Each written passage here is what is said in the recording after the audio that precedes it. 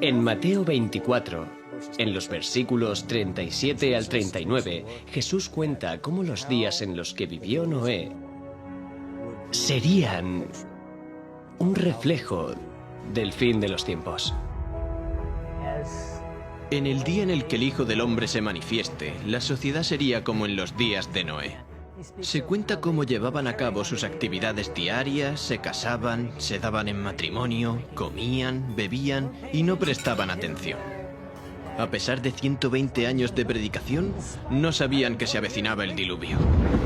Así será el día, dice Dios, en que el Hijo del Hombre se manifieste. La historia se repite. Estoy seguro que el Señor está observando desde el cielo. Jesús dijo, como en los días de Noé, así será la venida del Hijo del Hombre. Y hoy lo estamos viendo en el mundo. La violencia en la tierra, el egoísmo, la egolatría están ahí. Creo que todo esto le parte el corazón a Dios. Quizá la lección práctica más importante que podemos aplicar en la actualidad es: ¿qué significa subirse al arca? Vivimos en el tiempo del juicio, vivimos en el ocaso de la historia del mundo. Estamos ante el umbral de la eternidad. Y la gente tiene que darse cuenta de que es un periodo fascinante, más que ningún otro en la historia. Porque el mundo está siendo puesto a prueba y ahora es cuando la gente tiene que prepararse para encontrarse con Dios.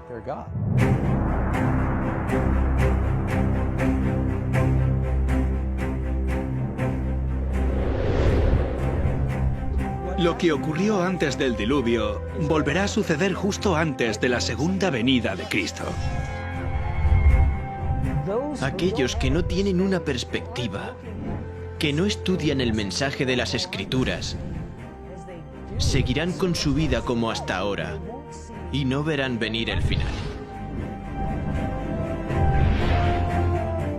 Soy Jeff Reich, director de Layman Ministries. Lo que ahora vas a presenciar no se parece a nada de lo que hayas visto antes. No solo vamos a investigar la historia del diluvio, también buscaremos las raíces de la evolución y cómo ha influido en la sociedad occidental. Y lo más importante, veremos cómo la historia de Noé ayuda a explicar las páginas de la profecía bíblica.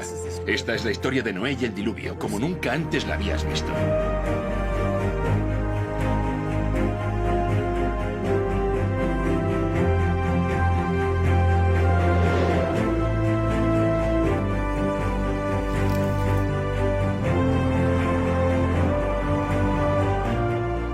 Hoy muchos cristianos esperan la próxima venida de Cristo y se preguntan qué le deparará al planeta Tierra. Harían bien en volver a leer la historia de Noé y el diluvio, porque esa extraordinaria historia de la Biblia revela más del futuro de lo que muchos de nosotros pensamos. De hecho, las pruebas están por todas partes.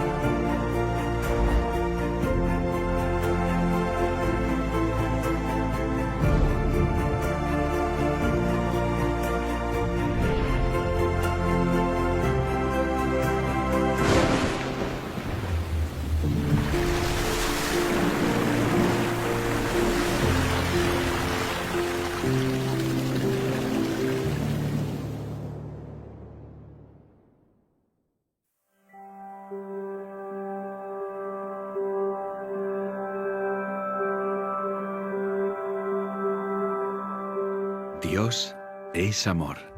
Su naturaleza, su ley es amor. Siempre lo ha sido y siempre lo será. Cada parte de la creación, desde el más pequeño de los insectos que flotan bajo un rayo de sol hasta las vastas galaxias en el lejano espacio exterior, todo es la expresión de su amor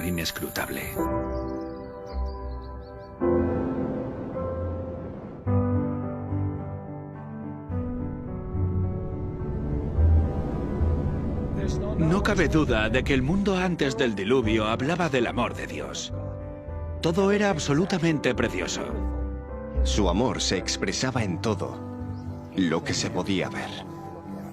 Desde la forma de vida celular más pequeña al ser más complejo creado por él, Adán, todo era perfecto. Si pudiéramos viajar al pasado para saber cómo era el mundo antes del diluvio, pensaríamos que era prácticamente otro planeta. Abundaban los alimentos. Abundaba la belleza en la naturaleza. Las montañas no eran escarpadas, inhóspitas ni peligrosas como las de hoy. Eran majestuosas, suaves, onduladas, cubiertas por un manto de tierra y plagadas de todas las flores imaginables. Muchos creen que muchos animales y plantas se extinguieron entonces. No había frío extremo, ni calor extremo, ni climas áridos. El clima no era extremo.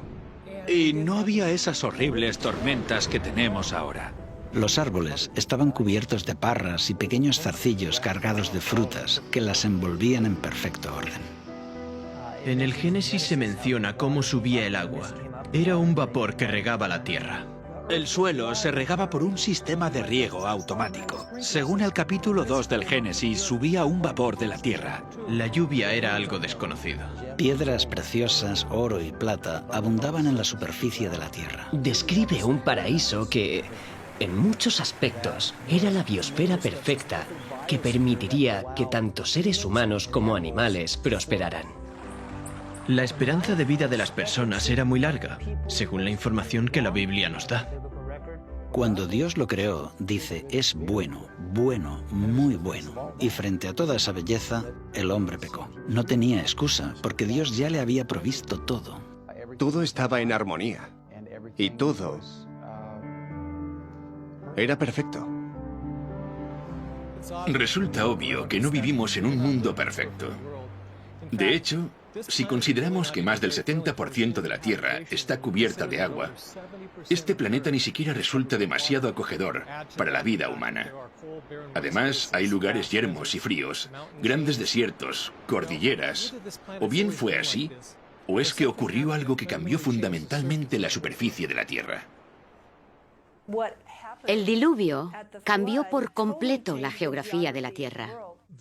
Estos elementos rotos de la naturaleza nos revelan el verdadero horror del pecado. Y lo que vemos en nuestro mundo es la consecuencia de eso.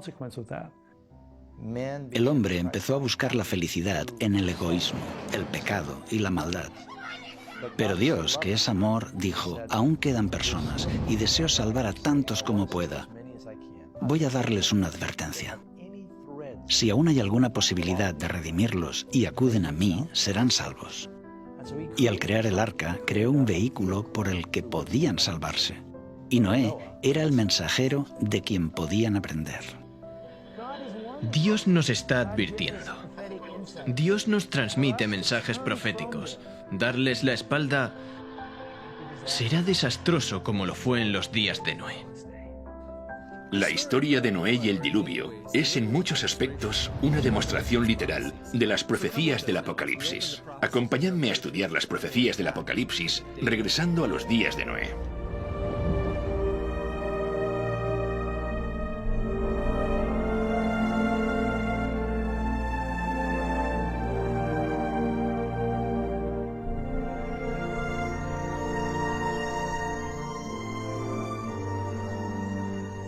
En los días de Noé había signos de decadencia, pero la tierra era aún rica y hermosa gracias a la providencia divina.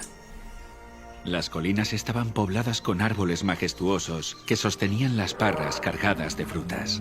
Vastas llanuras revestidas de verdor y del dulce aroma de miles de flores.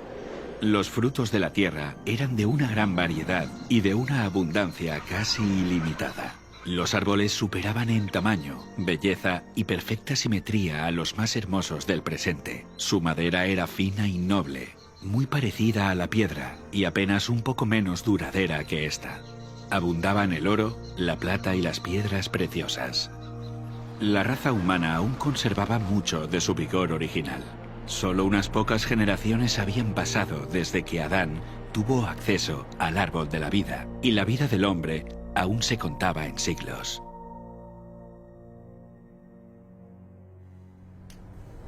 Si aquel pueblo longevo se hubiera dedicado al servicio de Dios, con su capacidad de hacer planes y ejecutarlos, habrían hecho del nombre de su creador un motivo de alabanza en la tierra y habrían cumplido el motivo por el cual Él les dio la vida. Pero no lo hizo.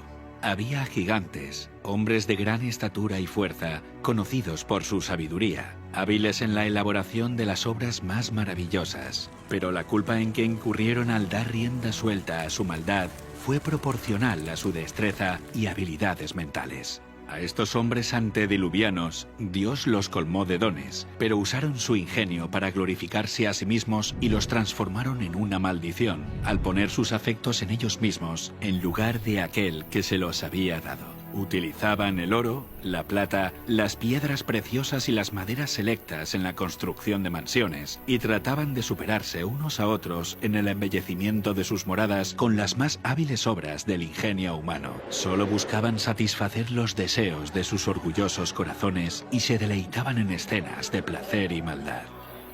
Sin deseos de conocer a Dios, pronto negaron su existencia. Adoraban la naturaleza en lugar de al Dios de la naturaleza. Ensalzaron la inteligencia humana, adoraron el trabajo de sus manos y enseñaron a sus hijos a adorar a los ídolos. Construyeron altares a sus ídolos en los verdes campos y bajo la sombra de hermosos árboles. Arboledas extensas que conservaban su follaje durante todo el año eran dedicados al culto de dioses falsos. Estas arboledas estaban conectadas a hermosos jardines a través de largas y sinuosas avenidas, adornadas de árboles cargados de frutos y de toda clase de estatuas. Todo estaba provisto de aquello que agradara a los sentidos y fomentara los deseos sensuales del pueblo, y así inducirlo a participar del culto idólatra.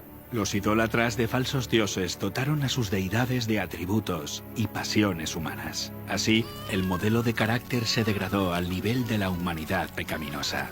Y vio Dios que la maldad de los hombres era mucha en la tierra, y que todo designio de los pensamientos del corazón eran de continuo solamente el mal.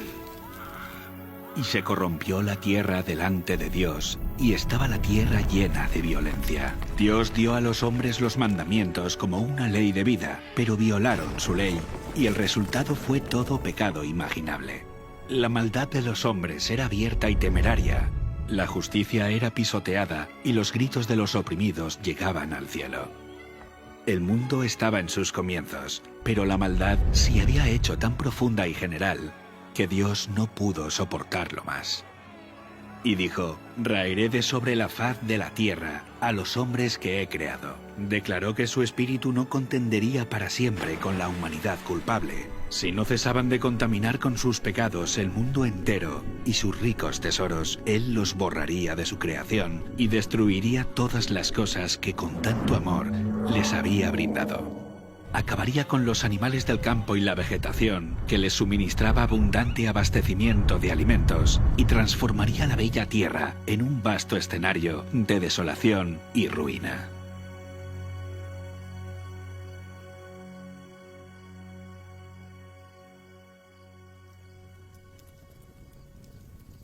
«120 años antes del diluvio, el Señor contó su propósito a Noé por medio de un ángel y le ordenó construir un arca. Mientras la construía, Noé tenía que predicar que Dios iba a traer sobre la tierra un diluvio para destruir a los impíos. Aquellos que creyeran el mensaje y se preparasen para este acontecimiento, arrepintiéndose y reformándose, obtendrían el perdón y serían salvos. Dios dio a Noé las dimensiones exactas del arca e instrucciones explícitas acerca de todos los detalles para su construcción. La sabiduría humana no habría podido idear una construcción de semejante resistencia y durabilidad. Dios fue el diseñador y Noé el maestro constructor. Tenía 3 pisos de altura y una puerta en uno de los lados. La luz entraba por la parte superior y las distintas secciones estaban dispuestas de forma que todas estaban iluminadas.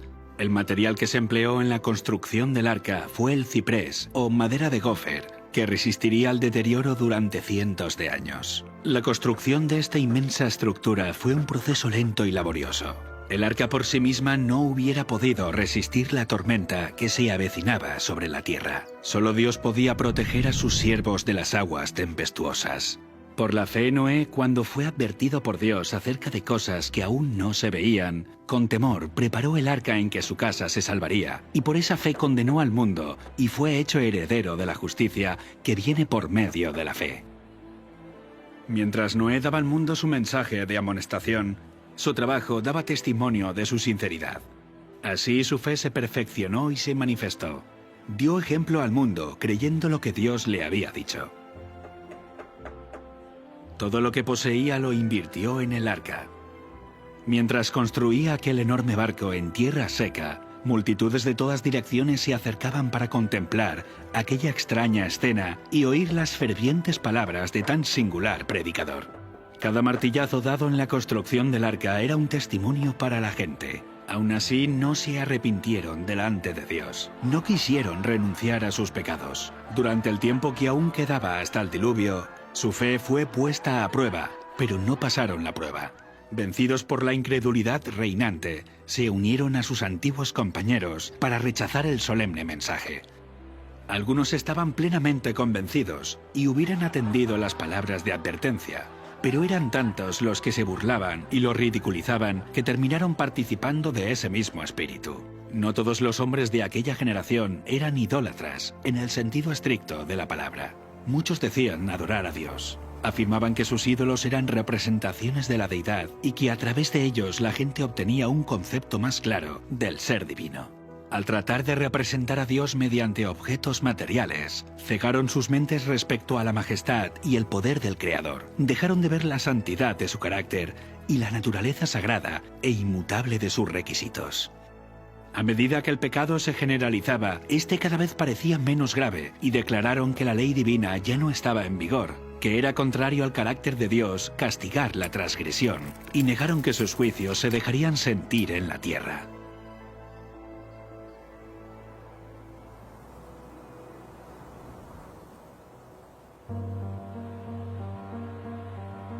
Si aquella generación hubiese cumplido la ley divina, los hombres habrían reconocido la voz de Dios en la advertencia de su siervo.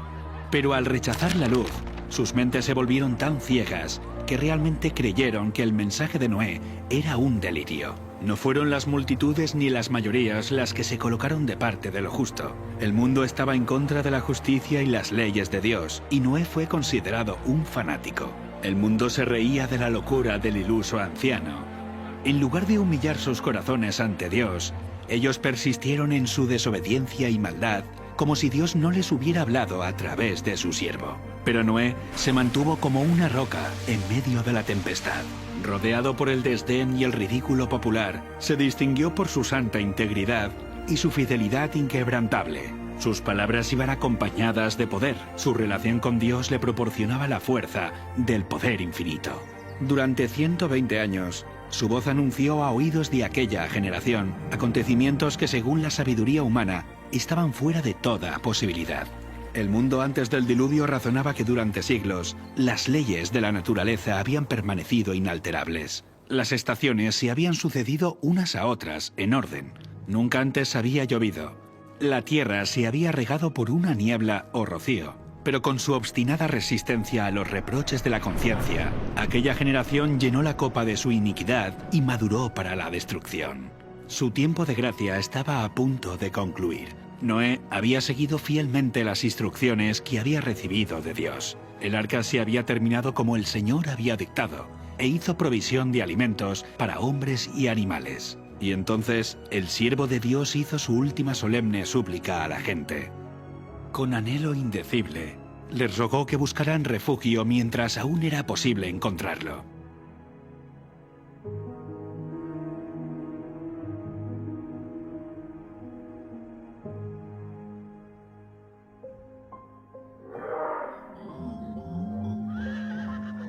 Animales de todo tipo, desde los más feroces hasta los más mansos, se veían venir desde las montañas y los bosques y dirigirse tranquilamente hacia el arca.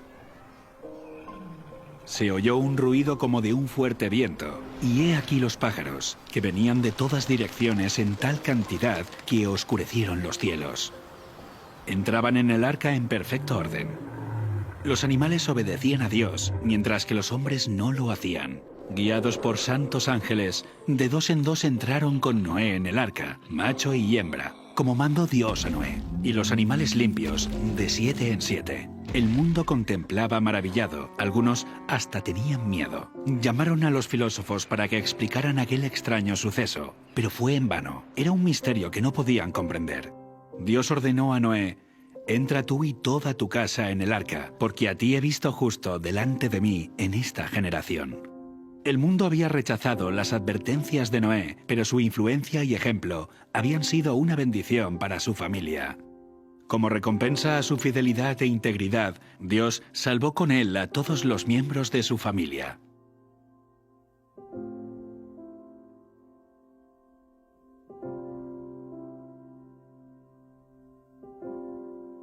La misericordia dejó de suplicar a la raza culpable. Los animales de los campos y las aves del aire habían entrado en su refugio. Noé y su familia estaban dentro del arca. Después, el Señor cerró la puerta. Se vio un relámpago deslumbrante y una nube de gloria aún más brillante descendió del cielo para colocarse ante la entrada del arca. La puerta maciza que no podían cerrar los que estaban dentro fue puesta lentamente en su sitio por manos invisibles. Noé quedó adentro y los que habían desechado la misericordia de Dios quedaron fuera. El sello del cielo fue puesto sobre la puerta. Dios la había cerrado y solamente Dios podía abrirla. Durante 7 días, después de que Noé y su familia hubieran entrado en el arca, no aparecieron señales de la inminente tempestad. Pero al 8º día, las nubes cubrieron los cielos. A estas le siguió el estallido de los truenos y el destello de los rayos. Pronto empezaron a caer grandes gotas de lluvia. El mundo nunca había presenciado nada parecido y el miedo asaltó el corazón de los hombres. Todos se preguntaban secretamente: ¿será posible que Noé tuviera razón y que el mundo esté condenado a la destrucción? El cielo se oscurecía cada vez más y la lluvia era más fuerte. Las bestias vagaban completamente aterrorizadas y sus aullidos discordantes parecían lamentar su propio destino y la suerte del hombre. Aquel día fueron rotas todas las fuentes del gran abismo y las cataratas de los cielos fueron abiertas. El agua se veía caer de las nubes como enormes cataratas. Los ríos se desbordaron de sus cauces e inundaron los valles. Torrentes de aguas brotaban de la tierra con fuerza indescriptible, arrojando al aire a decenas de metros rocas macizas que al caer se enterraban profundamente en el suelo. Los altares donde habían ofrecido sacrificios humanos fueron destruidos y los idólatras temblaron ante el poder del Dios vivo y comprendieron que la causa de su ruina fue su corrupción e idolatría. A medida que la violencia de la tempestad aumentaba, árboles, edificios, rocas y tierra fueron lanzados en todas direcciones. El terror de los hombres y los animales era indescriptible. Por encima del rugido de la tempestad podían escucharse los lamentos de un pueblo que había despreciado la autoridad de Dios. Muchos estaban frenéticos por el miedo y estiraban sus brazos hacia el arca, implorando que se les permitiera entrar. Pero sus súplicas fueron en vano. Se habían convencido que había un Dios en los cielos que lo gobierna todo. Algunos, en su desesperación, intentaron romper el arca para entrar en ella, pero la firme estructura resistió todos los embates. Otros se sujetaron al arca hasta que las embravecidas aguas los tiraron o se cayeron por la colisión con rocas y árboles. Todas las fibras de la maciza arca temblaban cuando era golpeada por los vientos inmisericordes, y una ola la arrojaba a la otra. Los rugidos de los animales que estaban dentro del arca expresaban su miedo y dolor. Pero en medio de los revueltos elementos, el arca continuaba flotando con toda seguridad. Otras personas se ataron juntamente con sus hijos en los lomos de poderosos animales, sabiendo que estos eran tenaces para conservar la vida y subirían a las cumbres más altas para escapar del agua que se iba elevando. Otros se ataron a elevados árboles en la cumbre de las colinas o las montañas. Sitio tras sitio que prometía seguridad era abandonado.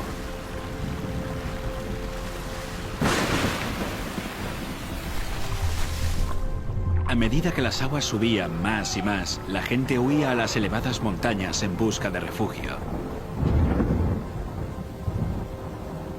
En muchos lugares, hombres y animales luchaban por el mismo sitio, hasta que ambos eran barridos por la furia del agua. Desde las cimas más altas, los hombres contemplaban un enorme océano sin costas. Las solemnes advertencias del siervo de Dios ya no eran objeto de ridículo y mofa. ¿Cuánto habrían deseado los pecadores condenados recuperar la oportunidad que habían dejado escapar? ¿Cómo rogaban que se les concediera una hora más de gracia, otra manifestación de misericordia, otra invitación de los labios de Noé? Pero ya no escucharían más la dulce voz de la misericordia. El amor, no menor que la justicia, exigía que los juicios de Dios pusieran fin al pecado.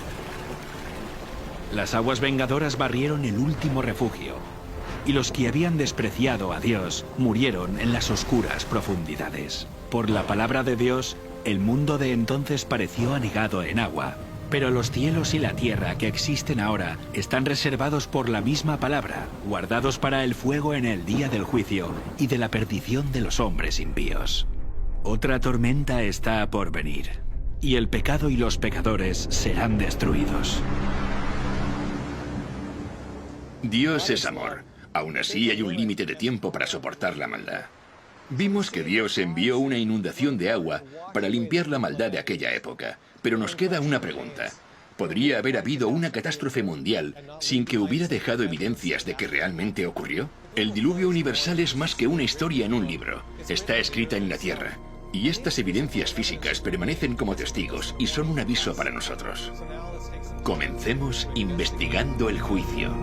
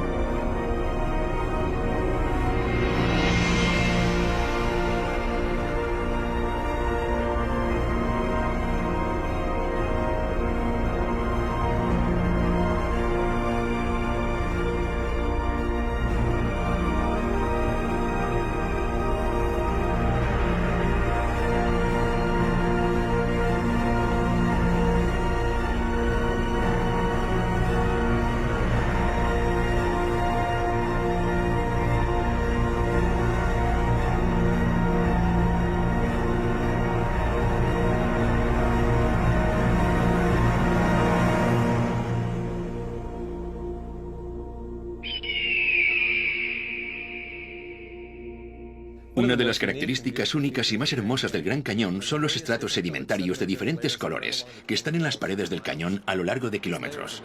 Estos niveles están formados por roca caliza y arenisca, que es lo que genera ese arco iris en las rocas. Es una de las cosas que hace que el Gran Cañón nos parezca tan bonito cuando lo contemplamos. Pero estos estratos no son únicos del Gran Cañón, aunque nos dan una gran pista acerca de cómo se formó. Los estratos rocosos que vemos en la Tierra por todas partes, por lo general están en capas. Casi todas las rocas sedimentarias están depositadas por el agua. Vemos que los estratos de roca están formados por turbiditas. Los materiales de arrastre, junto con la sucesión de catástrofes, provocarían una acción turbidítica y el depósito de estos sedimentos. El agua trae lodo o arena o materiales más duros, los lleva y los deposita en un estrato. Así es como se forman las típicas rocas que vemos en la columna estratigráfica. Hay diferentes tipos de sedimentos que terminan formando estratos de rocas, cada uno con un aspecto muy diferente entre sí, uno encima del otro. Pero la cuestión es, ¿cuánto tiempo pasó desde la formación de uno de estos estratos hasta el siguiente? La tendencia general es creer que a lo largo de millones de años, el océano avanzó sobre el continente, depositó una capa de sedimentos y luego se retiró, dejando el suelo seco otra vez. En este periodo seco, que habría durado decenas de millones de años, este sedimento habría sido expuesto a los elementos del clima y la erosión. Si la capa no se cubre lo suficientemente rápido, suceden muchas cosas. Las plantas crecen, las raíces la atraviesan, los animales quedan enterrados, las corrientes de agua abren canales y galerías. no se mantiene intacta. Decenas de millones de años de acción atmosférica y erosión generarían una gran cantidad de irregularidades entre estos dos estratos, como por ejemplo colinas y valles, pero no es lo que vemos. Hay poca variación entre estos niveles. Son muy planas. Y el tiempo que debe pasar entre un estrato y otro, supuestamente, podría ser de 10 millones de años, de 15 millones, hasta de 150 millones de años, como se puede ver en cierto lugar del Gran Cañón, en los depósitos del Gran Cañón. Habría mucha erosión. De hecho, tanta erosión que todo el registro debería haberse borrado por completo. La tasa promedio de erosión es de unos 61 milímetros por cada 1000 años. Aplicando la tasa de erosión de 61 milímetros por cada 1000 años, a lo largo de un periodo de 150 millones de años, no deberíamos tener 90 metros de erosión, ni 900 metros de erosión, sino unos 9 kilómetros de erosión. Todos los sedimentos juntos que componen los estratos del Gran Cañón deberían haber soportado una erosión 6 veces mayor. A pesar de esto, los estratos son horizontales. Esto nos dice que se depositaron rápidamente en una sucesión muy rápida. ¿Es realista pensar que pasaron 150 millones de años y este estrato permaneció intacto? No se erosionó formando galerías. Es como si no hubiera pasado el tiempo entre los diferentes estratos. El clima está en continuo cambio y la superficie de la Tierra cambia con él. Las tormentas eléctricas, inundaciones, huracanes, terremotos y el viento, entre otros factores, transforman y esculpen la superficie de nuestro planeta. Estos elementos siempre depositan sedimento o erosionan los sedimentos presentes, provocando que las superficies se vuelvan irregulares. El tiempo hace que cambie. Así que cuando vemos los puntos de contacto entre estos estratos de sedimento y no constatamos evidencias de erosión o de acumulación, no encaja la idea de que pasaron millones de años sin que esta superficie se viera alterada. Estos estratos son de turbidita, que generalmente se ordenan de partículas gruesas a finas, lo que desafía los principios uniformistas. Esto confirma que los materiales se depositaron muy rápido. Cuando hay un espacio de 100 millones de años, tendríamos que tener una erosión de varios kilómetros. Sin embargo, el estrato es horizontal. Si se hubiera formado durante mucho tiempo, tendríamos que ver una erosión irregular entre estratos. La falta de erosión confirma que se trata de un periodo de tiempo corto, no uno largo. La horizontalidad de los estratos nos habla de un pasado completamente diferente. Y este es el tipo de información que encontramos en el diluvio del Génesis. No podemos ver la erosión de millones de años porque nunca existieron. Esto es lo que las rocas nos cuentan. Pero la erosión no es lo único que falta. De hecho, tampoco aparecen capas enteras de sedimento que representan millones de años.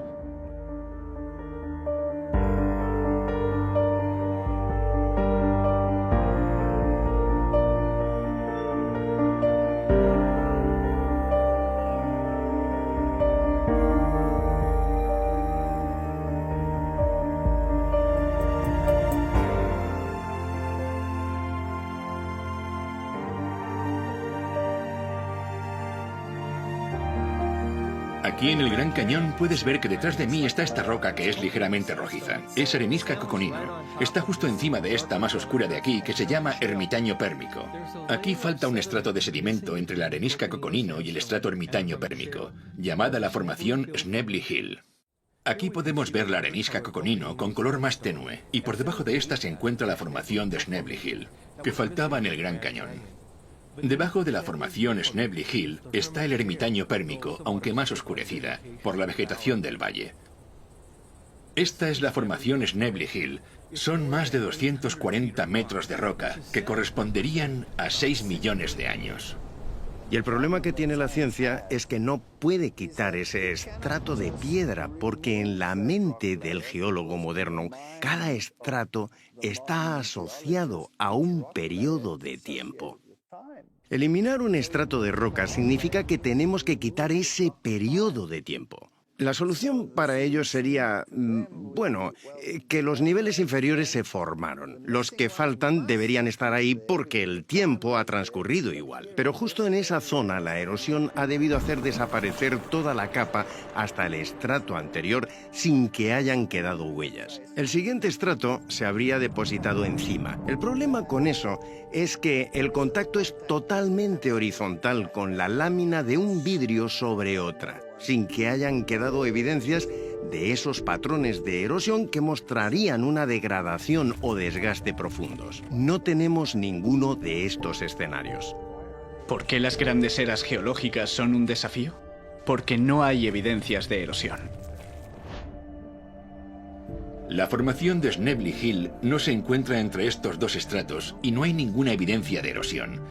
Esto nos dice que apenas pasó tiempo entre la formación de estos estratos y que se depositaron rápidamente en un evento catastrófico. Por esta razón, no encontramos la formación de Snebly Hill entre estos estratos del Gran Cañón, y volvemos a constatar esto mismo a tan solo 144 kilómetros de aquí. El Gran Cañón es un ejemplo geológico fantástico de catastrofismo y desafía a las teorías modernas que tratan de explicar estas incoherencias. Aquí tenemos piedra caliza de Redwall, que descansa sobre la roca caliza de Moab. Entre estos dos niveles deberíamos ver la formación Temple Butte, que representa hasta 155 millones de años. En lugar de eso, no hay nada. No hay evidencia de los casi 10 kilómetros de erosión que esperaríamos ver durante este largo periodo de tiempo. No hay evidencias de erosión ni de la acumulación, solo un contacto en horizontal. Pero no puede haber un área con una superficie plana de 30 o 40, 50.000 kilómetros cuadrados y que se mantenga así durante 100 millones de años. Después de todo, 1 millón de años es tiempo suficiente como para erosionar 6 o 7 veces toda Norteamérica de su nivel actual hasta su base, hasta el nivel del agua. Aquí el contacto entre la roca caliza de Redwall y la roca caliza de Moab es horizontal, lo que demuestra que pasó poco o ningún espacio de tiempo entre ambos estratos. Los 150 millones de años que faltan entre estos dos estratos no se corresponden con la columna estratigráfica. Por esta razón, los servicios del parque han colocado una señal que confirma esta inconsistencia. Hemos visto solo unos pocos ejemplos de estas incoherencias, y en ninguna de ellas hubo ni erosión ni acumulación durante los supuestos periodos de millones de años. Este es un problema serio para los evolucionistas, pero no es nada en comparación con la llamada Gran Discordancia, un vacío de tiempo de más de 1.000 millones de años. Y adivina qué, el contacto entre estos dos estratos es plano, igual que los otros estratos. Es interesante que cuando descendemos al nivel del río Colorado, encontramos lo que se llama el período precámbrico. El material volcánico que se encuentra ahí es bastante duro y está muy mezclado. Por encima de este encontramos sedimentos del Cámbrico, que están depositados sobre este. Estos están mucho más organizados. Es un estrato encima del otro. Soy plenamente consciente de la gran discordancia, del Gran Cañón, entre el Precámbrico y el Cámbrico. No pasa inadvertida. Está presente todo el tiempo. La gran discordancia del Gran Cañón son 1.200 millones de años que faltan entre el nivel del Precámbrico y el Cámbrico. Durante este tiempo deberíamos observar 72 kilómetros de erosión irregular. Esto es tiempo suficiente como para erosionar los 40 kilómetros de la corteza terrestre 2 veces.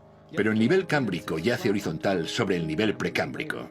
Y de nuevo el punto de contacto entre ambos es horizontal, lo que nos dice que la acumulación de estos estratos no es el resultado de 1.200 millones de años de erosión, sino la evidencia empírica de una catástrofe ocasionada por una amplia superficie de agua en un periodo de tiempo muy corto. En el nivel cámbrico, las cosas cambian de repente. La mayoría de las divisiones o filos de animales aparecen de pronto en el nivel cámbrico. No son solo especies aisladas, sino filos enteros aparecen de repente. Eso es asombroso. Un filo es una categoría muy amplia de animales. Por ejemplo, el filo molusca comprende desde todos los caracoles y las babosas hasta los calamares y pulpos, y todos estos animales pertenecen a este grupo. ¿Aparecieron simultáneamente?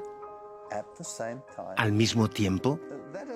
Esto no deja mucho margen para los lentos procesos evolutivos.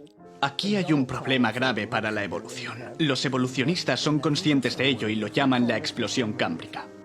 La explosión cámbrica es el período de los estratos cámbricos donde tenemos registros fósiles de animales totalmente formados. Estos fósiles totalmente formados nos aportan los datos para nuestra investigación. Como el nivel precámbrico no contiene fósiles de animales, filos o especies intermedias, nos hace pensar en el origen de las especies como una serie de pasos evolutivos interconectados. Es solo una teoría. ¿Qué nos muestra? ¿Son pruebas de la evolución? Difícilmente. Son pruebas de la creación. Este nivel precámbrico llamado roca basal solo contiene fósiles de organismos unicelulares y algunas criaturas de cuerpo blando como gusanos y medusas. Esto encaja con el registro bíblico porque antes del diluvio no había patrones de clima severos o grandes catástrofes que enterraran o fosilizaran animales más grandes. Sin embargo, el nivel cámbrico que está inmediatamente por encima de esta es el primer nivel sedimentario que se depositó durante el diluvio.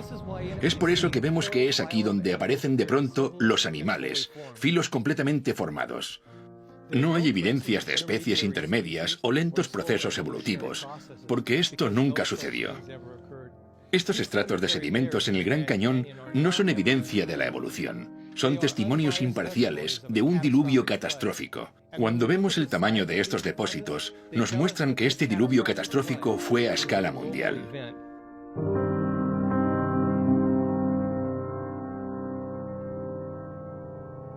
El Gran Cañón está ahí, y en los márgenes se pueden ver los estratos. Pero todos esos estratos de cientos de kilómetros que van hasta Arizona, Utah y Wyoming y Montana hasta Canadá son los mismos estratos. La arenisca Tapiz que se encuentra en el fondo del Gran Cañón fue la primera capa que depositó el diluvio. Va desde México, pasa por toda América del Norte, hasta Groenlandia. La formación Morrison cubre 643.000 kilómetros cuadrados, desde Nuevo México hasta Canadá, y la arenisca de San Pedro cubre aproximadamente 800.000 kilómetros cuadrados. Cuando pensé en cómo estos estratos estaban dispuestos, todos están en horizontal. No hay interrupciones entre ellos. No es solo que los estratos se asentaron rápido, sino que entre uno y otro no hubo millones de años de erosión. La ausencia de la erosión entre los estratos sedimentarios en el Gran Cañón muestra que se depositaron rápidamente a consecuencia de una catástrofe. Pero además, el hecho de que estos estratos se extiendan cientos de kilómetros atravesando varios estados hasta Canadá muestra que la magnitud de la catástrofe fue mucho mayor de lo que el mundo haya experimentado en la actualidad.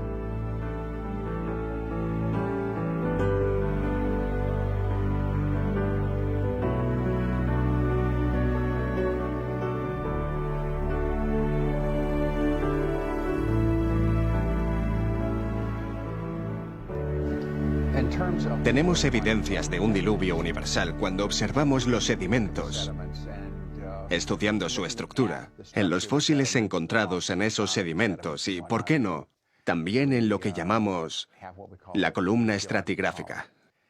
Encontramos el cámbrico, el ordovícico, el silúrico, el devónico, el carbonífero y el pérmico. Esas son algunas de las grandes estructuras que vemos. Las podemos encontrar en Estados Unidos. Vamos a Europa y adivina qué, encontramos las mismas secuencias. Vamos a Asia y encontramos las mismas secuencias. Vamos a Australia y encontramos las mismas secuencias. No solo encontramos las mismas secuencias en la estructura y en el contenido, también en el contenido fósil. Para mí, esto demuestra que algo tuvo que pasar en todo el mundo. Si no fuese de forma simultánea, estuvo muy cerca de serlo. Para que se depositaran estos sedimentos y todas las estructuras sedimentarias. Intento centrarme en las cosas que se han registrado y nos han ayudado a darnos cuenta del aspecto universal del diluvio. Por ejemplo, lo que llamamos las calizas de Creta del Cretácico y que se encuentran en todo el mundo. La capa de Creta se deposita bajo el agua. Se forma a partir de los esqueletos de carbonato de calcio de foraminíferos, que son organismos marinos. Y hay grandes cantidades de estos organismos.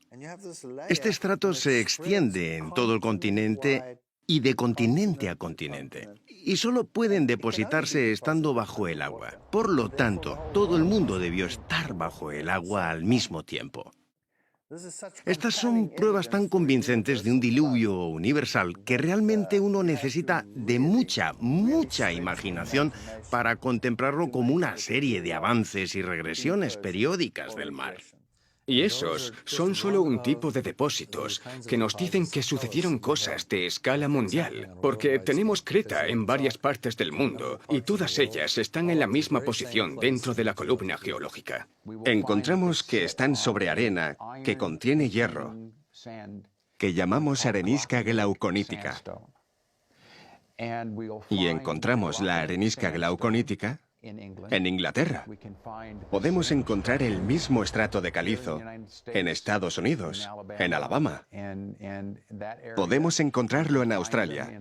Y adivina qué, sí, siempre está sobre las areniscas glauconíticas y tienen siempre los mismos tipos de fósiles. Este es el kit de la cuestión, y es una prueba de que sucedió algo similar en todo el mundo. Estoy en el margen sur del Gran Cañón a una altura de 2.000 metros sobre el nivel del mar.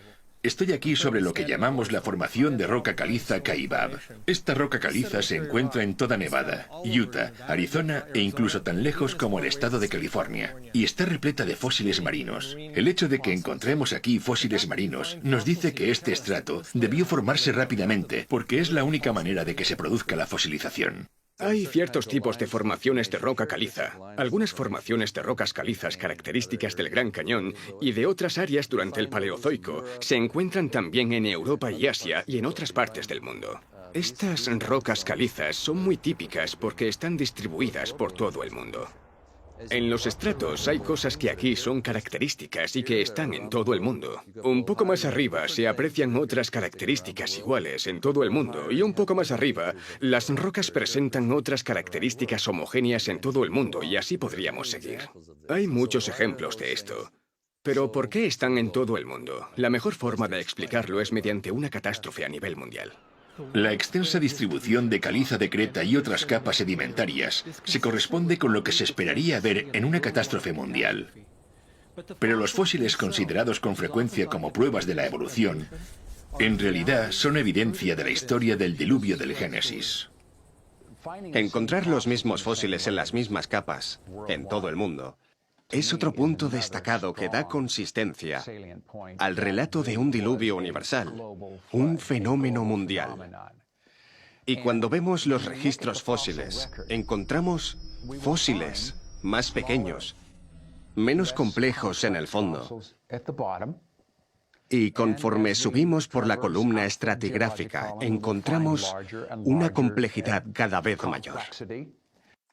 Y esto ha llevado a muchas personas a creer en una progresión evolutiva en el registro fósil que iría de lo simple a lo complejo. De hecho, no sucede así. No existe ningún animal simple. Todo animal, toda criatura encontrada es muy compleja. Mucha gente habla sobre eso como la primera aparición de vida. Quisiera sugerir que no deberíamos verlo como un registro de vida, sino un registro de muerte. Es el primer registro preservado de las cosas que murieron. Tenemos esta compleja destrucción por agua, el diluvio. Y conforme estos sedimentos se están depositando, también se depositan y quedan atrapadas las formas de vida conforme van muriendo.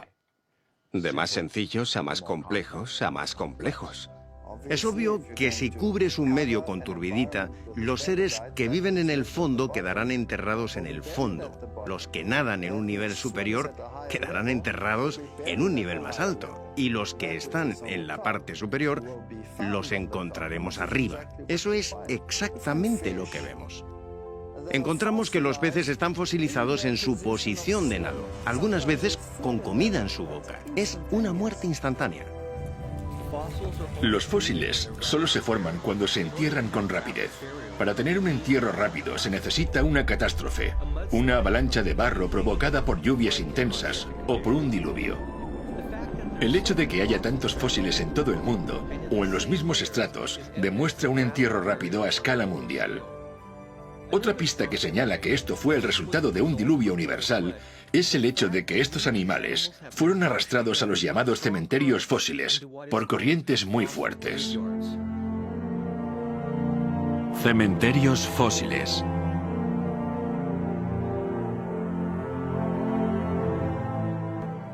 Los cementerios fósiles son algo con lo que la mayoría de las personas no están familiarizadas. Están asociadas a una mortandad masiva. Eso significa que muchos animales murieron y fueron enterrados casi al mismo tiempo. Y probablemente el más popular de estos tipos de depósitos son los de dinosaurios.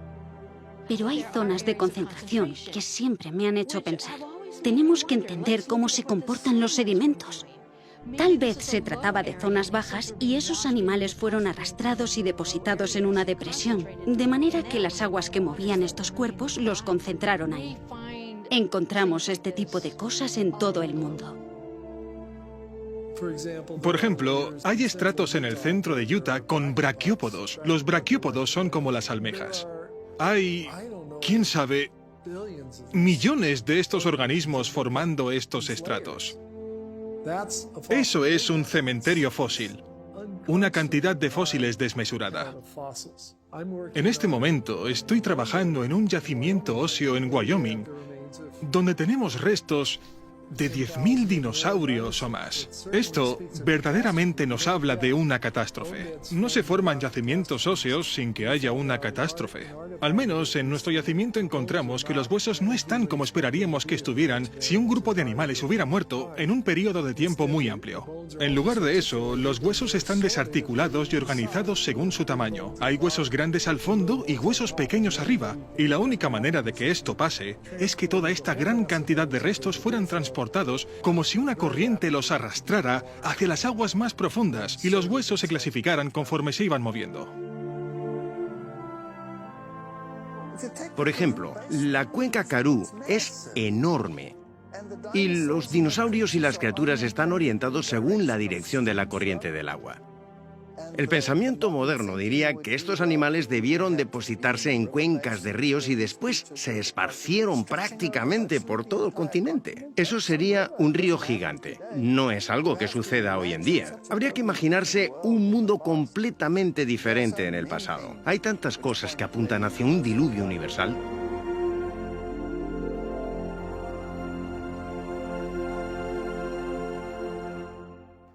Las violentas fuerzas del diluvio arrastraron miles de animales a zonas donde se fosilizaron después. Sin embargo, en otras condiciones, los mismos restos de animales se convirtieron en carbón. El carbón aparece por una gran cantidad de plantas que se depositaron todas juntas y se compactaron y cambiaron su estructura química en carbón. Los depósitos de carbón pueden ser muy extensos, pueden ser pequeños, aunque un solo depósito puede llegar hasta 300 metros de espesor. Lo encontramos en estas vetas finas, con la base y la parte de arriba muy definidas, que no es la forma en la que crecen las plantas. Parece como si hubieran sido transportadas. Fueron evidentemente depositadas por el agua. Se encuentran organismos marinos en yacimientos de carbón que están situados en tierra. Esto desmiente cualquier historia que contradiga el relato bíblico. Encontramos grandes cantidades de carbón. En Wyoming tenemos millones y millones de toneladas de carbón. En Australia tenemos millones y millones de toneladas de carbón. En Europa tenemos, también en Pensilvania, y estos son solo algunos ejemplos. Cubren miles de kilómetros cuadrados y todos estos depósitos de carbón son del mismo tipo, en la misma posición dentro de la columna estratigráfica que se extiende hasta Europa y Rusia, y así podríamos continuar. La extensa distribución de estos depósitos de carbón es de escala mundial. Independientemente de su ubicación, estos depósitos de carbón también están en la misma posición en la columna estratigráfica, lo que demuestra que se depositaron al mismo tiempo. Por lo tanto, es lógico concluir que la formación de estos depósitos de carbón son el resultado de una catástrofe provocada por agua que sucedió a escala mundial, más o menos al mismo tiempo. Se estima que se necesitan de 600 a 900 centímetros de vegetación para formar 30 centímetros de carbón. Algunos depósitos de carbón tienen más de 30 metros de espesor, lo que requeriría más de 60 o 90 metros de vegetación cubriendo un área de decenas de miles de kilómetros cuadrados. Cuando los científicos ven la cantidad de carbón que tenemos en la Tierra hoy en día, se dan cuenta de que no hay forma de que la vegetación del planeta pudiera cubrir esa cantidad de carbón. Y estoy de acuerdo con eso. La diferencia es que ellos creen que el carbón es el resultado de la acumulación de millones de años de vegetación. Pero la Biblia nos dice que la Tierra antes del diluvio era un planeta verde y exuberante. No es imposible que el carbón venga de la vegetación existente antes del diluvio. Muchos científicos creen que cuando se formó el firmamento, la Tierra estaba sometida a poco más de 2 atmósferas de presión. Estas 2 atmósferas de presión generarían un crecimiento muy abundante. Donde ahora vemos vastos desiertos, cordilleras y continentes helados, hubo una vez, antes del diluvio, tierra fértil y vastos bosques como nunca hemos visto. Encontramos grandes cantidades de petróleo en los desiertos del Medio Oriente, vestigios de sus antiguos paisajes verdes. Los científicos encontraron en los testigos perforados en la Antártica que el continente antes era un bosque tropical cubierto de palmeras. Los vastos bosques enterrados en la Tierra durante el diluvio y que después se han transformado en carbón y petróleo, forman los extensos yacimientos que vemos hoy en día. Estas son solo algunas de las muchas evidencias que testifican el amor de Dios por el hombre, mediante la creación de un planeta verde y exuberante, y que fue destruido por una catástrofe mundial ocasionada por el agua tal y como la Biblia lo registra. El diluvio es un evento que concuerda con lo que vemos en geología, en términos de una creación de Dios en solo 6 días hace unos pocos miles de años, tal y como la Biblia lo describe.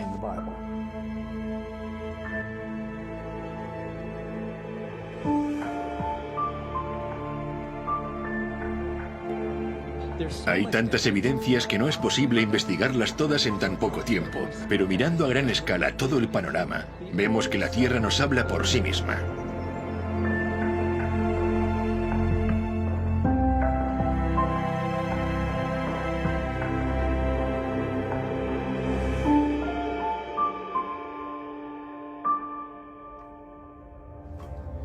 Hemos visto cómo no hay erosión entre los diferentes niveles de estratos horizontales del Gran Cañón, lo cual nos dice que estas capas se depositaron rápidamente y no a lo largo de millones de años. Hemos visto que la magnitud de esta catástrofe tuvo que ser al menos tan grande como el tamaño de algunos de estos estratos que formó, y que incluso se extiende a otros continentes, lo que confirma su impacto mundial. Hemos analizado cómo no hay rastro de erosión en estas capas sedimentarias durante los supuestos cientos de millones, o incluso miles de millones de años, mostrando que esto no concuerda con el modelo evolutivo. Comprobamos que en el primer estrato sedimentario se encuentran animales fósiles completamente formados, y no en etapas evolutivas progresivas. Hemos visto cómo la existencia de fósiles en estas capas son la evidencia de que fueron rápidamente enterrados, ya que algunos fósiles de peces se encuentran con comida en su boca y en posición de nado. Encontramos que los grandes cementerios fósiles son una sólida prueba de que miles de animales muertos, peces, mamíferos e incluso aves, fueron arrastrados juntos y depositados en depresiones donde quedaron cubiertos y fosilizados. Hemos visto cómo los depósitos enormes de carbón y petróleo que ahora encontramos solo pudieron formarse por la compactación de la vegetación existente de una tierra verde y exuberante que fue destruida y enterrada. Vimos cómo el estrato de creta del Cretácico, formado por el diluvio, cubre todos los continentes tal y como cabría esperar en una catástrofe mundial. Cuando miramos estas pruebas en perspectiva, ¿qué vemos? La propia Tierra nos dice que una vez fue diezmada por una catástrofe mundial provocada por el agua.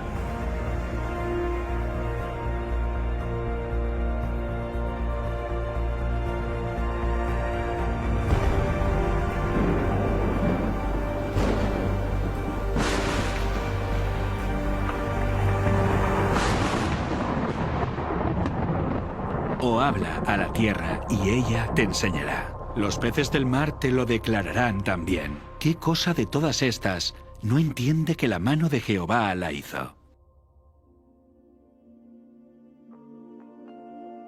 Si el mundo está lleno de evidencias, ¿por qué por algunas de las mentes más brillantes de la comunidad científica rechazan la historia del diluvio tal y como se encuentra en la Biblia? Os daré una pista. Es algo que poco tiene que ver con las evidencias.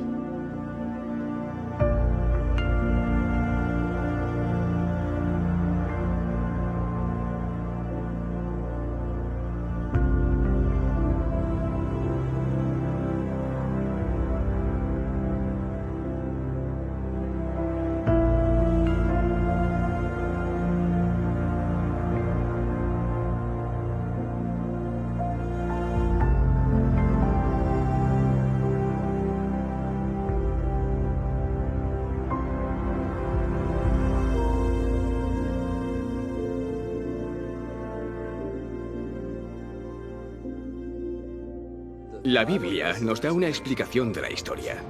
Cuando la Tierra y la vida fueron creadas perfectas, pero todo cambió por culpa del pecado. Si eso es verdad, ¿por qué tantos científicos se oponen radicalmente a este punto de vista? La razón tiene más relación con la forma de ver el mundo que con las evidencias.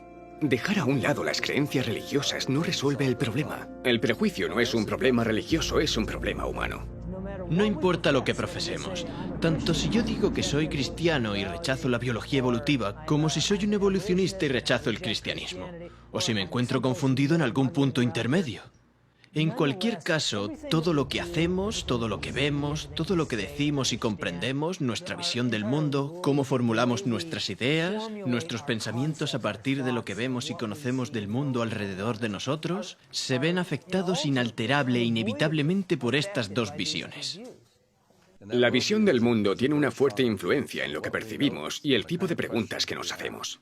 Si tu interpretación de los datos está limitada por tu forma de ver el mundo, es obvio que vas a reducir el tipo de conclusiones a considerar. Así que, por ejemplo, cuando tienes una visión del mundo materialista y observas las células, estas máquinas moleculares increíbles que yo tanto disfruto estudiando, o la información registrada en el ADN, hay ciertas teorías que puedes considerar a partir de los datos recogidos. Pero si eres un materialista, ninguna de tus teorías te van a sugerir que una mente inteligente escribió esa información en el ADN. Esa teoría no está permitida. La evolución contradice las leyes de la física. Todo se transforma de un nivel superior a uno inferior. Siempre hay una regresión, nunca sucede al revés. Es la ley de la termodinámica, y la vida desafía la ley de la termodinámica. Así que tenemos una teoría que básicamente viola cada una de las leyes de la física y aún así es una de las teorías más reconocidas e incluso está protegida por la legislación. Es increíble. La ciencia se define como una exploración sistemática que construye y organiza el conocimiento en forma de explicaciones comprobables y predicciones sobre el universo. El problema que tiene la evolución es que sus explicaciones no se pueden comprobar. La evolución necesita que algo que no está vivo pueda por sí mismo crear algo vivo. Este misterioso suceso no se ha observado en ningún lugar de la naturaleza ni en un laboratorio y por lo tanto no sigue el método científico, así que no puede establecerse como un hecho científico. Toda la vida se compone de ADN, una forma muy compleja de organizar la información. La razón por la que los procesos naturales no pueden ni nunca producirán vida es porque los procesos naturales no generan ni organizan información. La organización requiere de inteligencia. Donde vemos evidencia de organización, vemos evidencia de Dios. Por lo tanto, la revelación más suprema que el estudio de la ciencia y del mundo natural puede otorgarle a la humanidad es el descubrimiento de lo sobrenatural. A pesar de esto, el prejuicio del orgullo humano y el empeño del hombre por mantener una visión del mundo sin Dios influye en nuestros tribunales e instituciones educativas que hasta la fecha ordenan por ley que se enseñe la evolución como un hecho infalible. La gente me pregunta, ¿por qué la ciencia parece estar cada vez más segura de mantener una explicación evolucionista sobre el origen de la vida? ¿Es porque tenemos más datos? No, en realidad no es eso. Es porque esa visión del mundo nos da confianza, nos atrae cada vez más, y pienso que en parte se debe a las batallas políticas sobre lo que tiene que enseñarse en las escuelas públicas. Cuando dicen que tienes que enseñar eso, entonces básicamente lo que están diciendo, en mi opinión personal, es que todos los profesores tienen que mentir, porque tienen que proclamar esa teoría que es una hipótesis de la ciencia moderna. Cuando hay otras teorías que explican mejor lo que vemos y que están excluidas. Si expusieran a los estudiantes ambas teorías para que pudieran compararlas y elegir, sería justo. Pero la forma en la que se está haciendo ahora está fuera de toda lógica. En los libros de texto no se habla de Dios, ni en los libros de texto científicos, ni en los artículos científicos. Dios no aparece. Pero, ¿y si Dios existe? Así no hay forma de encontrar la verdad. De esa forma, la visión del mundo limita las cosas. Una de las cosas que realmente aprecio de la visión bíblica del mundo y que adoptan los cristianos es que es liberadora.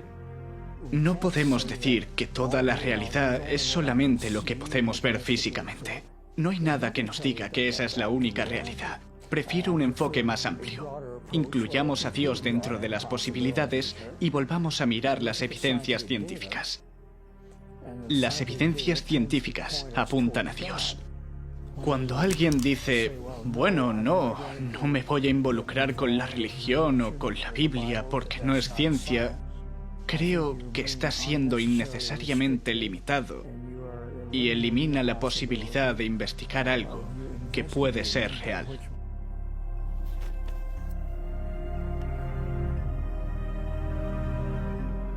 La ciencia tiene cierto atractivo para la mente independiente y el corazón de los humanos. La ciencia es el reino de lo humano. Es lo que hemos hecho. Es lo que sabemos. Mientras que la religión, la fe, el cristianismo, es el reino de Dios. Pienso que el principal impedimento para aceptar la historia bíblica de los orígenes son las consecuencias que conlleva aceptarlo.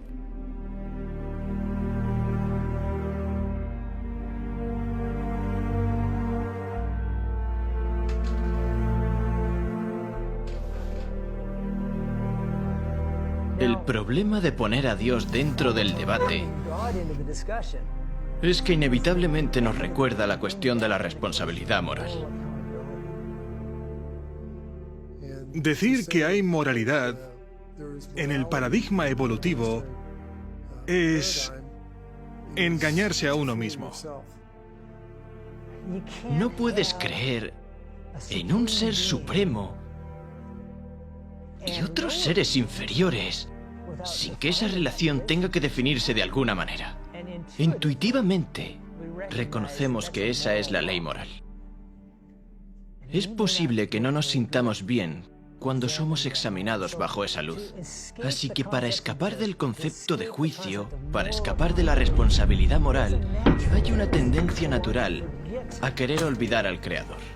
En consecuencia, cosas como la historia del diluvio, las pruebas que aún son visibles en la Tierra, son cosas para las que, a veces subconscientemente, nos gusta encontrar una explicación alternativa. Nos sentimos cómodos escapando de la idea de responsabilidad moral.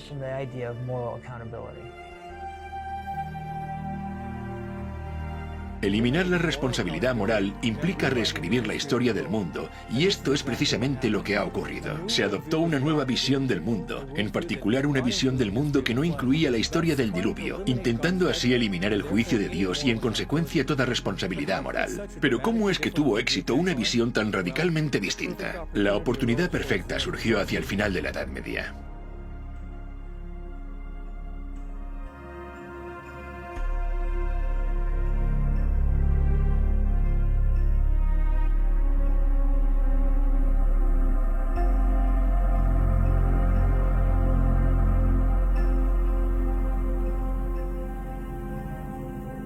Cuando miramos la cultura popular de nuestros días, la historia del diluvio no es algo que generalmente se acepte como literal.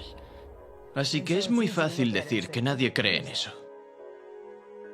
Bueno, eso nos lleva a preguntarnos, ¿qué pasó con los últimos miles de años? Y la respuesta es, todo el mundo cree en eso. De hecho, la historia del diluvio universal se ha escrito en todas las épocas, en las culturas de todo el mundo. Todas las culturas tienen la historia de un diluvio. Todas enseñan lecciones sobre esta historia. En cada cultura las lecciones son diferentes, pero lo creían. ¿Por qué no lo creemos ahora? A veces los estudiantes me preguntan cómo la ciencia llegó a tener el punto de vista que tiene ahora, que niega los milagros y tiene una fuerte reticencia a creer en la creación. Para comprender eso tenemos que ir a la historia. Nuestra sociedad ha estado sometida bajo toda una estructura de pensamiento intelectual fabricada y dirigida a desacreditar la historia del diluvio, la historia del mundo y la historia de la creación.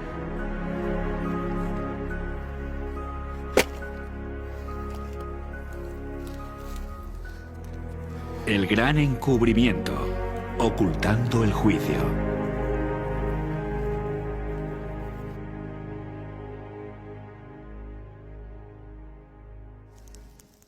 Toda la superficie de la Tierra ha cambiado a consecuencia de una catástrofe provocada por el agua. Y estas evidencias tan abrumadoras no pueden borrarse ni eliminarse. Así que en las mentes de los que rechazan la historia del diluvio, necesitan reinterpretarse. Y así es como pasó.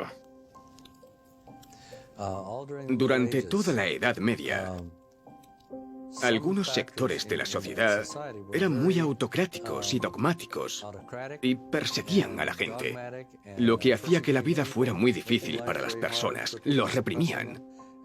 ¿Y quiénes hacían eso? Bueno, eran los gobiernos y la Iglesia. Una de las cosas que el hombre más desea obtener es el dominio sobre el hombre. Durante el periodo medieval, la Iglesia era la que gobernaba el mundo. Durante la Edad Medieval, a lo largo de un periodo de 1500 años, la Iglesia Católica dominó en toda Europa. Mantuvo este dominio casi universal de forma inflexible. Durante los últimos 1500 años, uno de los escenarios de conflicto con la Iglesia Católica a la hora de desarrollar la libertad de pensamiento fue el campo de la ciencia. Son bien conocidas las historias de científicos que tuvieron conflictos con la Iglesia. Desde Galileo, pasando por Newton, Copérnico hasta Francis Bacon. Probablemente Galileo sea el más famoso.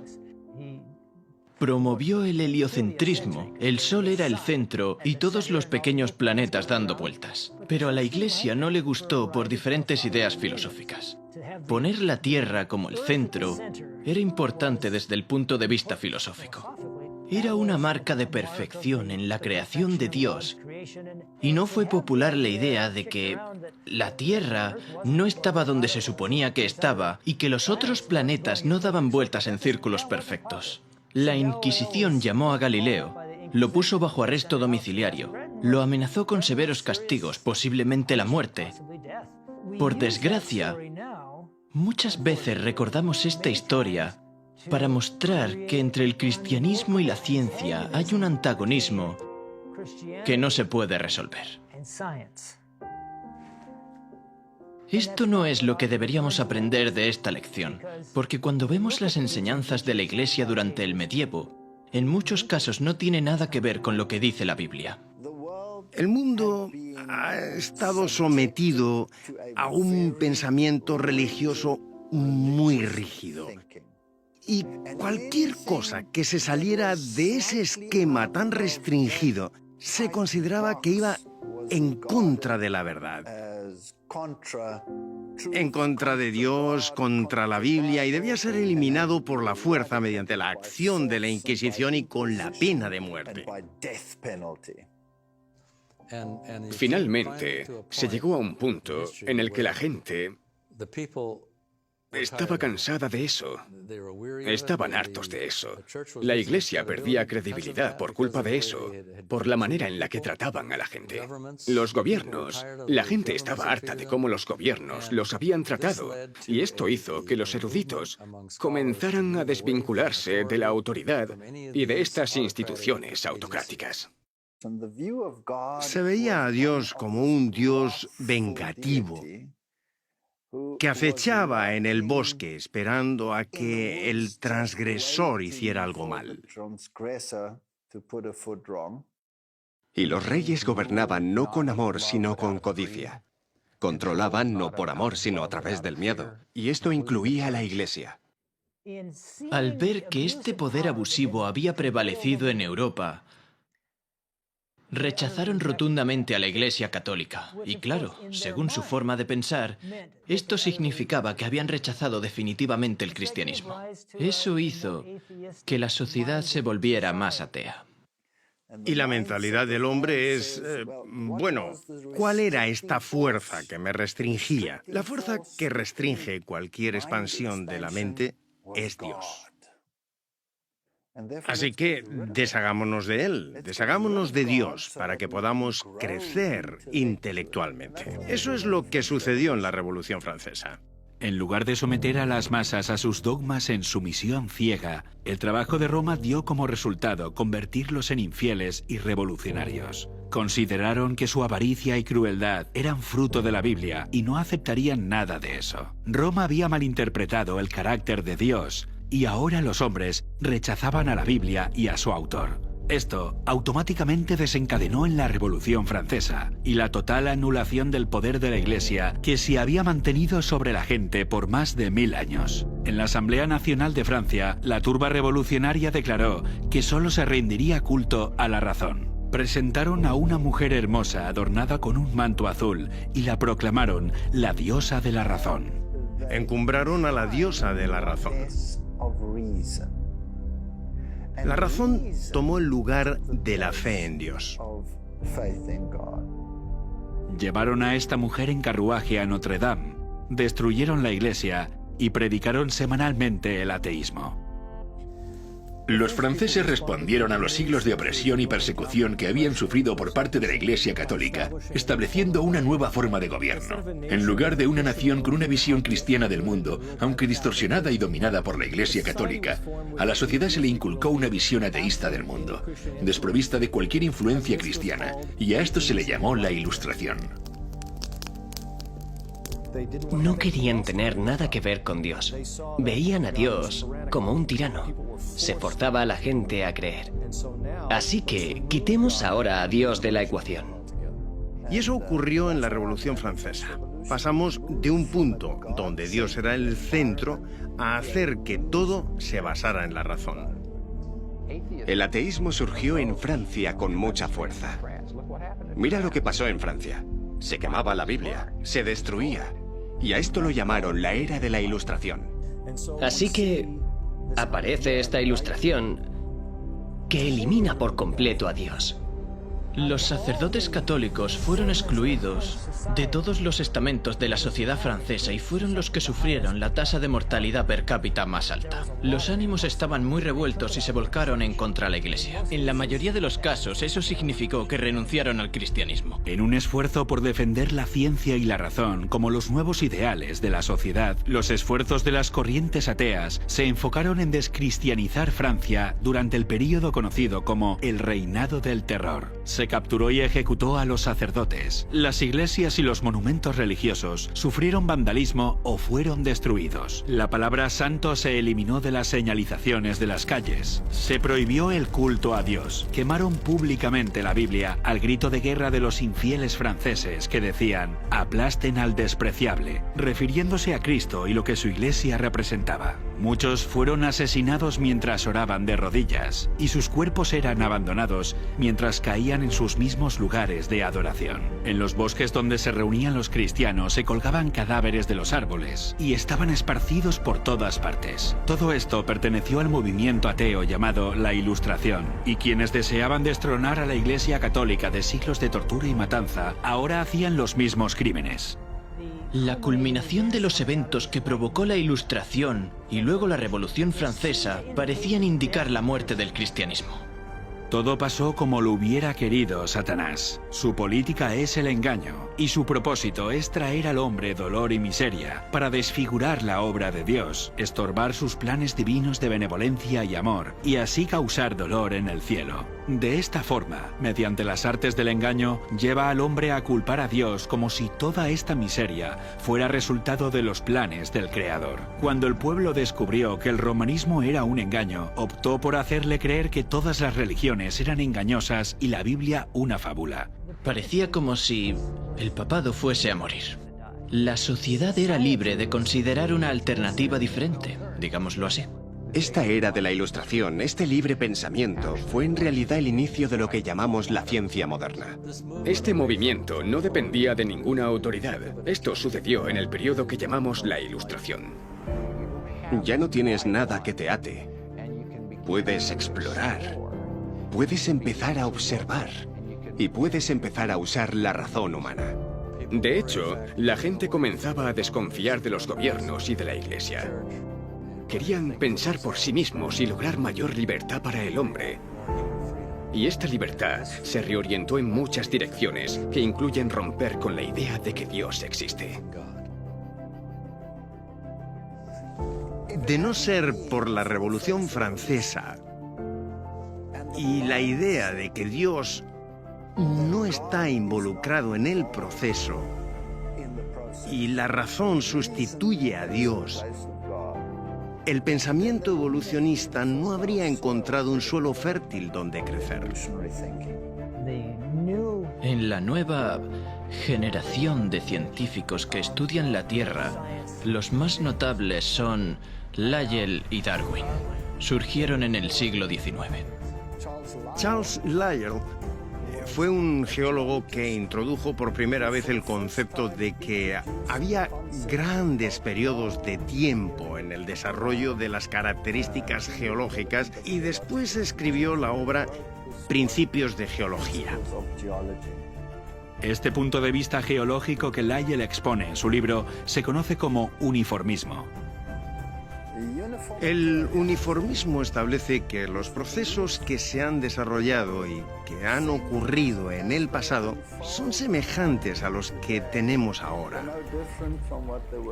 Si hay algo que en la actualidad necesita mucho tiempo para desarrollarse, también en el pasado debió necesitar mucho tiempo.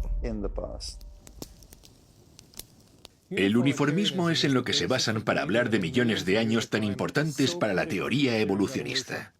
La aceptación generalizada del principio uniformista ya se predijo en la Biblia como una de las razones principales para que en el tiempo del fin la gente niegue tanto la creación como el diluvio universal.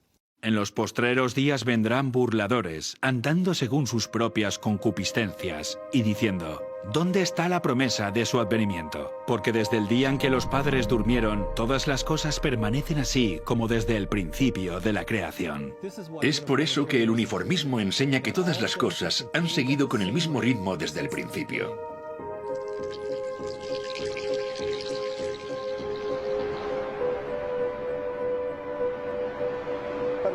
Pero ¿y si hay una catástrofe? Si hay una gran tormenta y todo el material que el uniformismo dijo que desaparecía lentamente, desaparece así de rápido. Y eso es lo que vemos.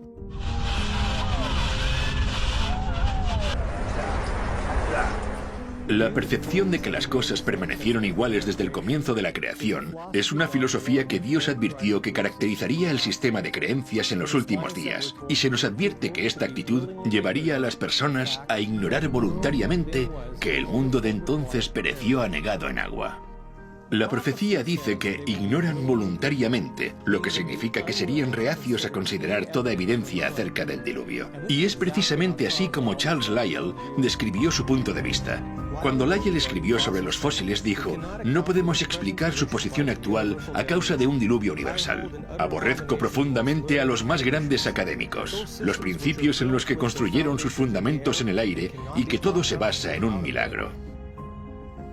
Como naturalista, Charles Lyell rechazaba todos los milagros como una forma de explicación, pero no fueron sus observaciones científicas las que le llevaron a esta conclusión. Fue el compromiso con su propia visión del mundo. Él reveló sus prejuicios contra la historia del diluvio bíblico cuando escribió en una carta que la nueva interpretación de las eras geológicas liberarán la ciencia de Moisés. Estas ideas pasaron de Charles Lyell a un joven estudiante universitario de 22 años, Charles Darwin.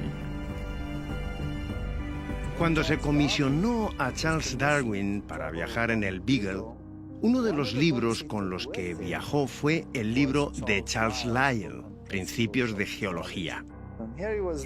Iba leyendo esta información y llega a las Islas Galápagos y ve estos pinzones.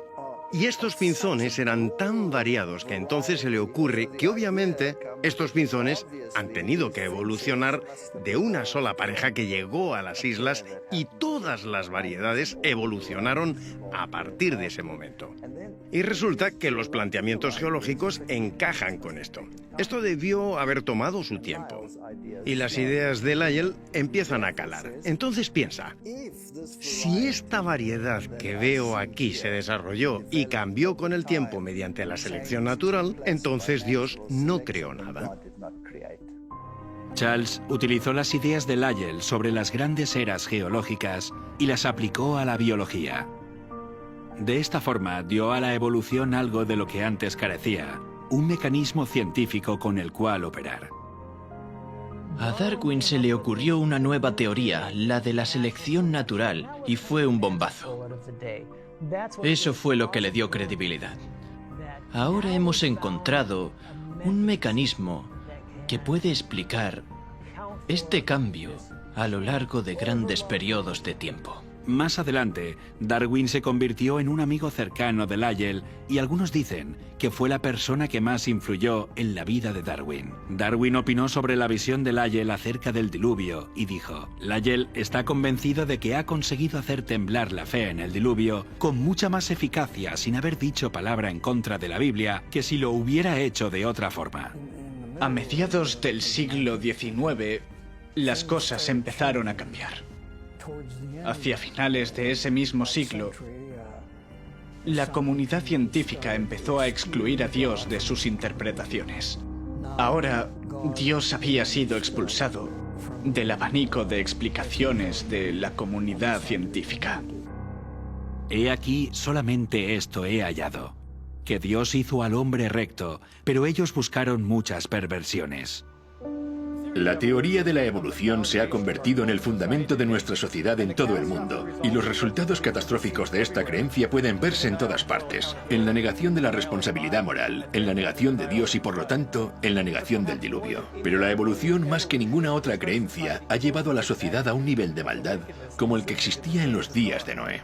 Y vio Jehová que la maldad de los hombres era mucha en la tierra, y que todo designio de los pensamientos del corazón de ellos eran de continuo solamente el mal. Crueles y malos, así es como Dios definió los pensamientos del hombre antes del diluvio. Esto se aplica aún más a nosotros cuando consideramos lo que la Biblia tiene que decir sobre los pensamientos de los malvados. El malo, por la altivez de su rostro, no busca a Dios. No hay Dios en ninguno de sus pensamientos.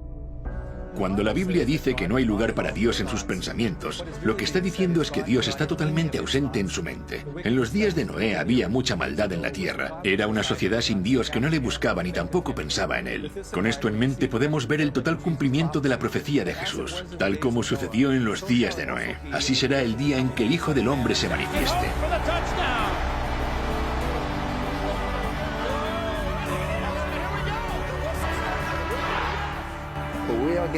Estamos llegando a un punto en el que Dios está completamente excluido, incluso de los sistemas políticos y de las leyes que se aprueban. Le están borrando de la existencia humana y de la mente de forma totalmente intencional. Hoy nos encontramos en el mismo punto. Muchas cosas pasaron antes del diluvio. Concretamente, la Biblia nos dice que la tierra estaba llena de violencia. Y la gente, evidentemente, no solo eran culpables de ser violentos, más bien parece que se entretenían con la violencia. Y esto es algo que pasa actualmente en el mundo. Muchas personas sofisticadas y agradables se sorprenderían con la idea de ser culpables de asesinato, pero no le dan mucha importancia a entretenerse viendo cómo otras personas cometen asesinatos. Pasa lo mismo con el adulterio. La gente dirá que no cometerían adulterio, pero se entretienen viéndolo y la Biblia habla sobre esto. No solo son los que lo hacen, sino también los que se complacen con los que lo practican. En la actualidad tenemos el concepto de que se puede hacer lo que a uno le dé la gana. La falta de respeto a la palabra de Dios comenzó a finales del siglo XVIII y a comienzos del siglo XIX. La evolución eliminó la conciencia de que Dios es nuestro creador, que tenemos un creador, que tenemos un Dios personal y que hay un juicio.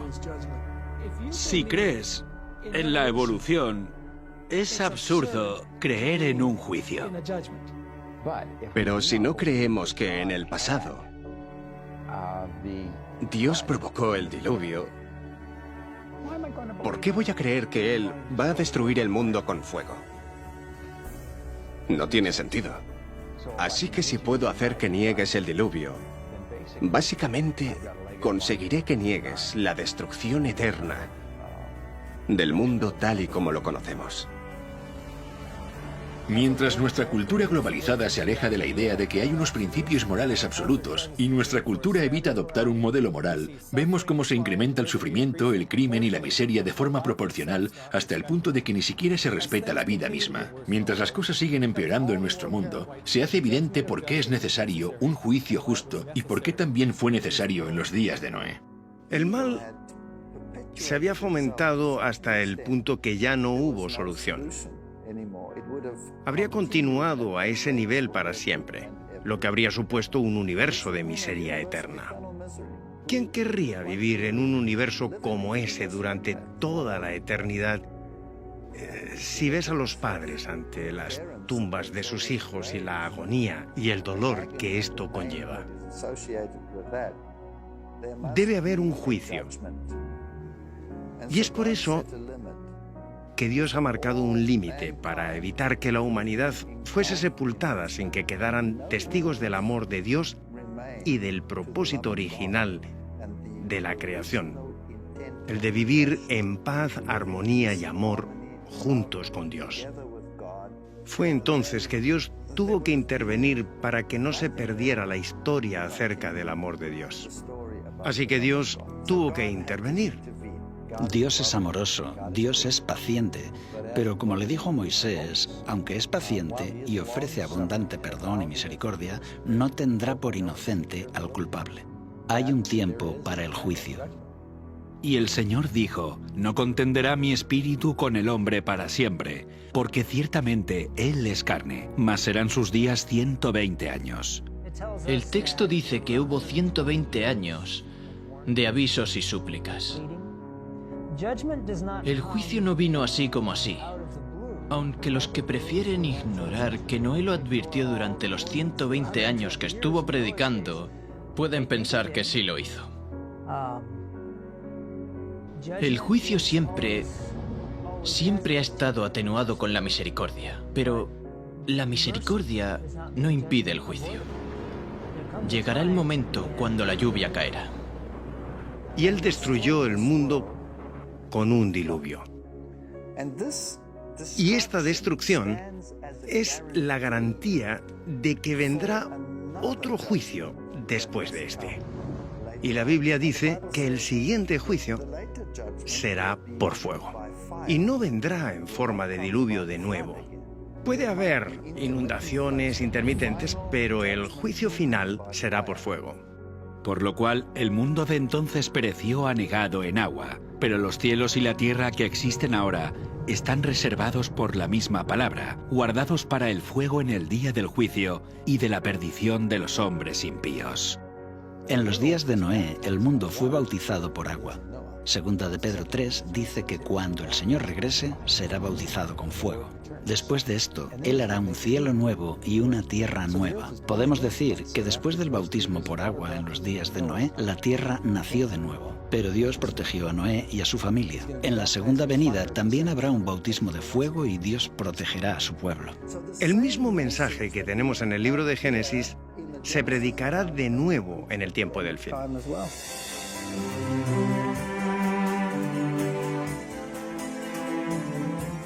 En el fin de los tiempos los días de Noé se repetirán, y las rocas y fósiles de la tierra permanecen como testimonios de este suceso. Como sucede en la historia del Génesis, la propia tierra es tanto un registro como una profecía que nos advierte de que otro juicio está por venir. ¿Pero cuándo? En el tiempo del fin, el hombre recibe 3 advertencias inmediatamente antes de la segunda venida de Cristo. Estas advertencias son dadas por 3 ángeles y son conocidas como el mensaje de los 3 ángeles. Cuando en los días de Noé se dio el mensaje del juicio, fue la hora del primer juicio de la tierra. Ahora, en el tiempo del fin, el mensaje del primer ángel se hace eco de la advertencia de Noé al anunciar: la hora de su juicio ha llegado. En la segunda parte de los días de Noé, investigaremos estos mensajes y también descubriremos en qué año se anunció la hora del juicio y cuándo comenzarán a contar los días de Noé para la última generación.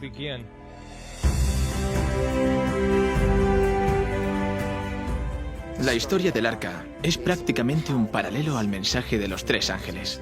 El mensaje de los 3 ángeles de Apocalipsis 14 son el último mensaje de Dios al mundo. Es un mensaje sobre el fin del tiempo y es un mensaje que prepara al mundo para la venida de Cristo. Noé siguió las instrucciones de Dios en la construcción del arca, y veremos cómo este mensaje de los 3 ángeles apunta hacia una antigua estructura diseñada por Dios, que revela las instrucciones que debería seguir el pueblo de Dios en preparación para su segunda venida en el tiempo del fin.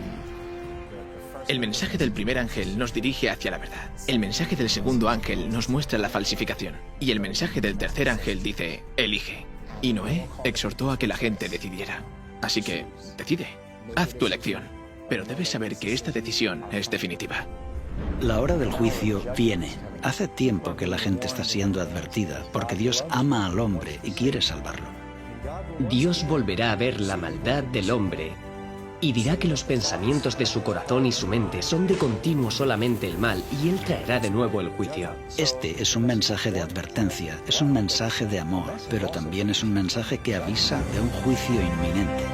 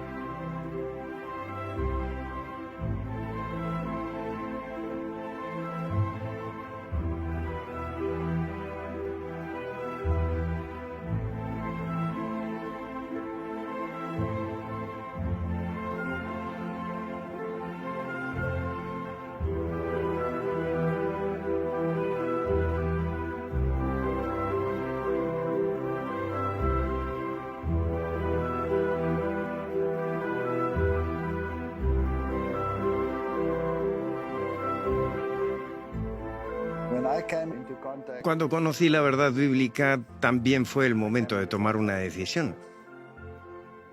Era ateo y la profecía me dijo que había un Dios. Así que he tenido que tomar decisiones, y las decisiones son difíciles. Cuando tomé la decisión de no creer más en la evolución, sino predicar sobre la creación, esto trajo consecuencias, porque yo era zoólogo y estaba en una universidad secular en el departamento de zoología. La consecuencia fue que renuncié. No estaba dispuesto a transigir con aquello por lo que creo que era un beneficio económico.